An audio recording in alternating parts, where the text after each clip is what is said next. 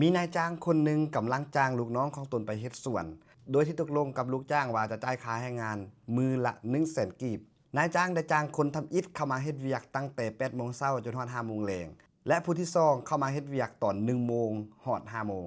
และผู้ที่3เข้ามาเฮ็ดเวียกตอน3 โมงถึง5 โมงเมื่อฮอดเวลาที่จะจ่ายเงินให้กับลูกจ้างแล้ว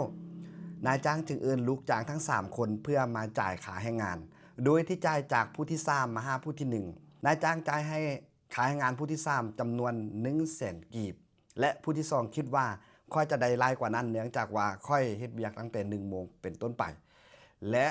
นายจ้างก็จ่ายให้กับผู้ที่2จำนวน100,000 กีบเช่นเดียวกันเมื่อเห็นดังนั้นผู้ที่1คิดว่าจะได้เงินหลายกว่านั้นเนื่องจากว่าเฮ็ดเวียกตั้งแต่8 โมงเช้าจนถึง5 โมงแลงแต่นายจ้างก็จ่ายเงินให้100,000 กีบเช่นเดียวกันหลังจากที่จ่ายเงินไปแล้วผู้ที่1ได้เว้ากับนายจ้างว่าเป็นหยังเจ้าจึงบ่สัตย์ซื่อและให้เงินเท่ากันโดยที่ค่อยเฮ็ดเวียกหลายกว่า2คนนายจ้างคนนั้นตอบว่าตอนที่เฮาตกลงกันว่าจะจ่ายค่าแรงงานแม่นมื้อนึง100,000 กีบบ่แม่นบ่เป็นหยังเจ้าจึงอิจฉาเพื่อนของเจ้าเงินนี้เป็นเงินของค่อยจะให้ผู้ใดก็ได้เงินค่าแรงงานของเจ้าค่อยก็จ่ายให้ตามจำนวนที่ตกลงกันเป็นหยังเจ้าจึงอิจฉาเวลาที่ค่อยเฮ็ดดีแบบนี้และเจ้าว่าเฮาบ่สัตย์ซื่อชีวิตของเฮาปัจจุบันก็เป็นแบบนี้เวลาที่เฮาเฮ็ดดีก็จะมีคนอิจฉาก็จะมีคนว่าเฮาบ่แม่นคนดีเลย